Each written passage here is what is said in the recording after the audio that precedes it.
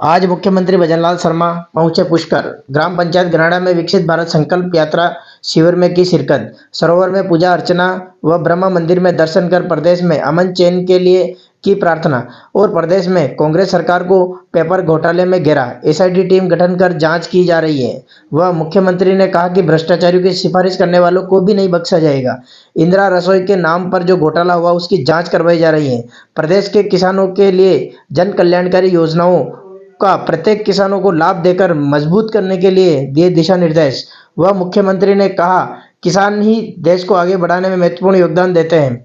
इस मौके पर जल संसाधन मंत्री सुरेश रावत, सांसद भागीरथ चौधरी, देहात अध्यक्ष देवीशंकर भूतड़ा, पूर्व पालिका अध्यक्ष कमल पाठक, ग्राम पंचायत गराड़ा सरपंच लीला रावत, प्रधान सीमा रावत व जिला कलेक्टर भारती दीक्षित, उपखंड अधिकारी पुष्कर निखिल कुमार पोद्दार व भारी संख्या में भाजपा कार्यकर्ताओं ने किया भव्य स्वागत। एक बार सभी पुष्कराज महाराज का जयकारा लगाएंगे। बोलो पुष्कराज महाराज की। भाई आज हम सबका परम सौभाग्य है कि अपने बीच में राजस्थान के लोकप्रिय जन जन के हृदय सम्राट, चमत्कारी व्यक्तित्व के धनी और 24 घंटे में से 18 से 19 घंटे काम करने वाले ऐसे हमारे प्रदेश के लोकप्रिय मुख्यमंत्री परम श्रद्धेय भजनलाल जी शर्मा साहब पहली बार तीर्थराज पुष्कर की धरा पे पधारे। एक बार जोरदार तालियां बजा के इनका वंदन और अभिनंदन करिए। आपके स्वागत के लिए सुबह से ही सब लोग पलक पावड़े बिछा के इंतजार कर रहे थे और हर कार्यकर्ता के अंदर, हर जनता के अंदर, आम जनता के अंदर एक हर्षो उल्लास पहली बार मुझे ऐसा देखने को मिला। इसके लिए मैं भी हृदय के अंतकरण से आपका स्वागत और अभिनंदन करता हूं। साथ ही ये जो कैंप चल रहा है, कैंप के अंदर हमारे केंद्र सरकार की योजना गांव गांव, ढाणी ढाणी ये रथ पहुंचकर केंद्र सरकार की जन कल्याणकारी योजनाओं का जो जन जागरण कर रही है, तो मैं माननीय मुख्यमंत्री जी को धन्यवाद देना चाहता हूँ कि आप देख, अपन सब लोग अखबार में और टीवी में देखते हैं कि माननीय मुख्यमंत्री जी हर दिन कहीं न कहीं कैंप में जाते हैं और मॉनिटरिंग करते हैं। और हमें जब से आप मुख्यमंत्री बने तब से जनता के हित के अंदर ऐतिहासिक फैसले रोज नत नहीं आप सौगात दे रहे हैं। इनके लिए मैं आपका हृदय से आभार प्रकट करता हूं। और क्योंकि आप मुख्यमंत्री बने हैं और आपने तीर्थराज पुष्कर को भी एक सम्मान दिया, उसके लिए भी मैं आपका हृदय से अभिनंदन करता हूं। एक बार जोरदार आप सब ताली बजा के वंदन करें और अभिनंदन करें। और माननीय मुख्यमंत्री जी, हम आपको विश्वास दिलाते हैं कि आपकी जो भी योजनाएं हैं, जन कल्याण योजना है, वो हम सब लोग मिलकर जन जन तक पहुंचाएंगे। एक बार पुनः मैं आपके हृदय के अंतकरण से स्वागत करता हूं, आप सबका अभिनंदन करता हूं। क्योंकि समय की कमी है, इसके लिए आप सबका बहुत बहुत धन्यवाद और आपका पुनः स्वागत। राम राम साहब, जय श्री राम। हम शपथ लेते हैं कि भारत को 2047 तक आत्मनिर्भर और विकसित राष्ट्र बनाने के सपने को साकार करेंगे। गुलामी की मानसिकता को जड़ से उखाड़ फेंकेंगे। देश की समृद्धि विरासत पर गर्व करेंगे। भारत की एकता को सुदृढ़ करेंगे। और गाना एड़ा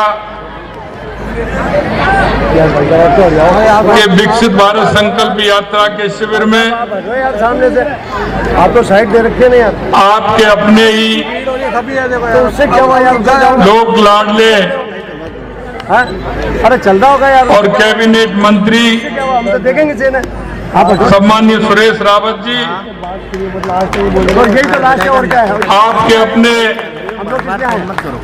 लोकप्रिय सांसद सम्मानीय भागीरथ चौधरी साहब, पार्टी के जिला अध्यक्ष भाई देवीशंकर जी भूतड़ा जी,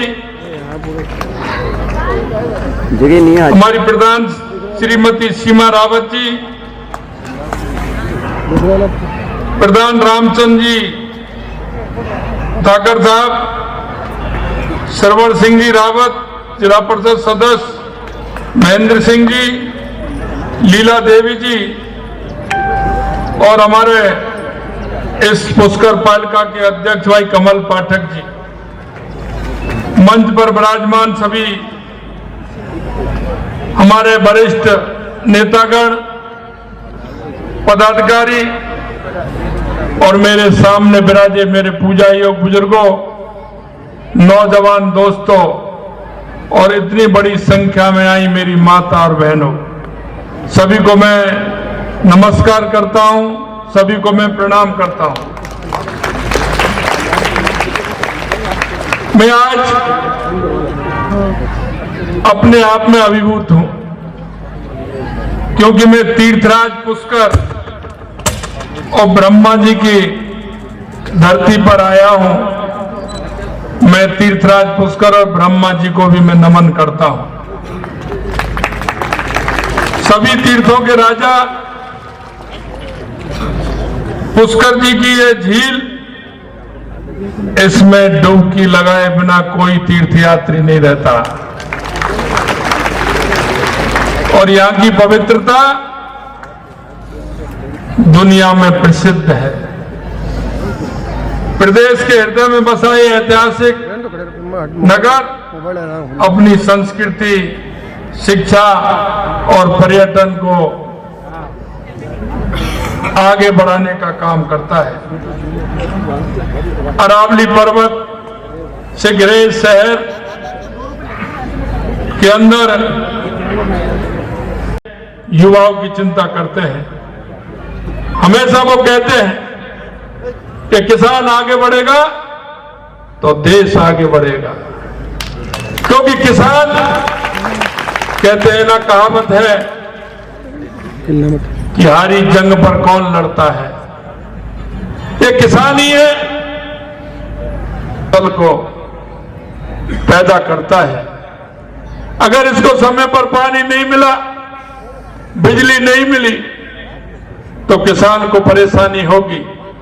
मैंने निर्देशित किया है कि किसान को पर्याप्त बिजली मिले, किसान बिजली के बिना परेशान नहीं रहे। किसानों की आय के इजाफे के लिए हमारी सरकार प्रतिबद्ध है, क्योंकि सबसे ज्यादा बाजरा, ज्वार, मक्का, दलहन राजस्थान में होता है। मैंने हमारे खाद्य आपूर्ति मंत्री जी पीयूष गोयल जी को पत्र लिखा है कि बाजरा और ज्वार राजस्थान में होता है, क्यों ना हम मिनट्स में और प्रदेशों में ज्वार और बाजरा देने का काम करें, जिससे कि हमारा किसान को उसका ठीक प्रकार से भाव मिल पाए। माननीय हमारे यशस्वी प्रधानमंत्री जी हमेशा कहते हैं और इन शिविरों के माध्यम से भी हम आपसे कहना चाहते हैं, हमारा वो किसान भाई है जिसको किसान क्रेडिट कार्ड, प्रधानमंत्री फसल बीमा योजना, प्राकृतिक खेती करने वालों से हम वार्ता करते हैं। ड्रोन का प्रदर्शन, क्योंकि वो उपयोगी है, आने वाले समय में वो किसान के लिए बहुत उपयोगी रहेगा। किसानों को जोड़ने का काम इस शिविर की यात्रा में हम किसानों को दे रहे हैं। मैं आपसे कहना चाहता हूं, माननीय प्रधानमंत्री जी द्वारा सरकारी योजनाओं का लाभ आम जन तक पहुंचे, इस अभियान में लोग बढ़ चढ़ करके हिस्सा लें। यही नहीं, माननीय प्रधानमंत्री जी का सपना है जो उनकी योजना चल रही है, उन योजनाओं की समीक्षा भी हो कि हमारी योजनाओं में हमारे उस योजना जिनको मिली है उनको कितना फायदा हुआ है, कहीं उसमें कोई कमी तो नहीं है, और इन योजनाओं का लाभ भी हर व्यक्ति को मिले, हमारे किसान को मिले, हमारी महिलाओं को मिले, हमारे मजदूरों को मिले। मैं आपसे इतना ही कहना चाहता हूं कि एक शिविर के माध्यम से कोई भी पात्र व्यक्ति जिसको जिस योजना को लाभ मिलना है वो छूट ना जाए। ये हम आप सभी की जिम्मेदारी है कि वो छूटे ना। माननीय प्रधानमंत्री जी की योजना का लाभ मिले। माननीय प्रधानमंत्री जी की गरीब कल्याण की योजना हर व्यक्ति के लिए है। मैं आपको बताना चाहता हूं, यह एक ऐसी यात्रा है जो भारत को विकसित राष्ट्र बनाने का काम कर रही है। ये हमारे प्रदेश में ही नहीं, पूरे देश के अंदर ये यात्रा चल रही है और इस यात्रा का लाभ हर व्यक्ति को मिल रहा है। ये यात्रा जन आंदोलन का रूप ले रही है। अजमेर वासियों को इस यात्रा का भरपूर लाभ मिल रहा है। यहां अभी तक आयोजित 127 शिविरों में करीब 2,05,000 लोगों ने अजमेर के अंदर हिस्सा लिया है।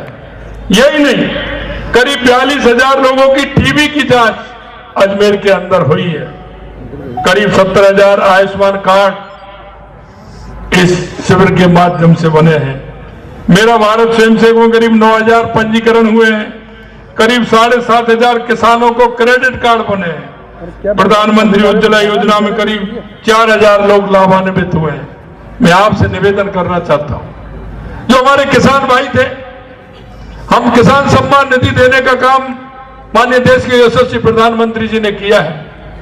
लेकिन पिछले 5 साल में जो हमने देखा है, हमारा अगर किसी किसान की देहावसान हो जाता है, उसका नामांतरण उसके बेटों को चढ़ता है, उसकी सूची तुरंत प्रभाव से केंद्र को पहुंचनी चाहिए, जिससे उन बेटों को उसका लाभ मिल जाए। लेकिन इस सरकार ने वो सूची पहुंचाने का काम नहीं किया। मैं आपसे निवेदन करना चाहता हूं, इन शिविरों के माध्यम से उनमें जो हमारे किसान भाई रह रहे हैं, जिनको सम्मान निधि नहीं मिल रही है, उन किसानों को वो सम्मान निधि मिले, ये भी हमें सुनिश्चित करना है। मित्रों, मैं आपसे युवा के वो सपनों को तोड़ने का काम किया है, युवा को जो आघात दिया है, निश्चित रूप से आपसे कहना चाहते हैं कि उनको किसी भी कीमत पर बख्शा नहीं जाएगा। यही नहीं, उस पेपर लीक नकल दोषियों के खिलाफ केस ऑफिसर स्कीम के तहत ट्रायल भी किया जाएगा, जिससे कि उनको मालूम पड़े कि नकल करना कितना महंगा होता है। संगठित अपराध के 200 से कम नहीं जाए। कोई भी दिन ऐसा नहीं जो 100 से कम नहीं जाए, चाहे त्योहार हो कुछ भी हो। ये कैसा रसोई है भाई? आदमी की संख्या कैसे हो जाती है कि डेली 100 ही लोग आने वाले हैं? मैं आपसे कहना चाहता हूं, हमने उस योजना को महत्वपूर्ण योजना बनाया है। उस योजना में 450 ग्राम मिलता था, हमने उसमें 600 ग्राम सामग्री की है। और उसमें एक बात और मैं आपको बताना चाहता हूं कि उसमें श्री अन्न मिनट्स मिलने वाले हैं, उसमें खिचड़ा भी मिलेगा, उसमें बाजरे की रोटी में कि किसी भी तरह का भ्रष्टाचार, चाहे वो संस्थागत भ्रष्टाचार हो, किसी भी तरह का भ्रष्टाचार हो, वो सहन नहीं किया जाएगा। मैं आप इतनी बड़ी संख्या में यहां आप सभी लोग आए हैं, मैं आपसे इतना ही आग्रह करना चाहता हूं, क्योंकि हम भी कहीं ना कहीं किसी गांव के अंदर रहते हैं, किसी ढाणी के अंदर रहते हैं। हम इस प्रदेश के, इस देश के नागरिक भी हैं। हम नागरिक होने का अपना कर्तव्य भी निभाएं। मेरे पड़ोस में ऐसा कौन है, मेरे पड़ोस में ऐसा कौन है जो इस योजना को के पात्र है? ऐसा कौन है जो इस योजना सके और वो पात्र व्यक्ति उस योजनाओं से जुड़ सके? आप इतनी बड़ी संख्या में आज इस शिविर में आए, आप सभी को बहुत बहुत धन्यवाद, बहुत बहुत धन्यवाद। सभी को नमस्कार, जय हिंद, जय भारत। माननीय कलेक्टर महोदय मैडम से निवेदन करूंगा कि आभार प्रदर्शन के लिए मंच पर पधारें।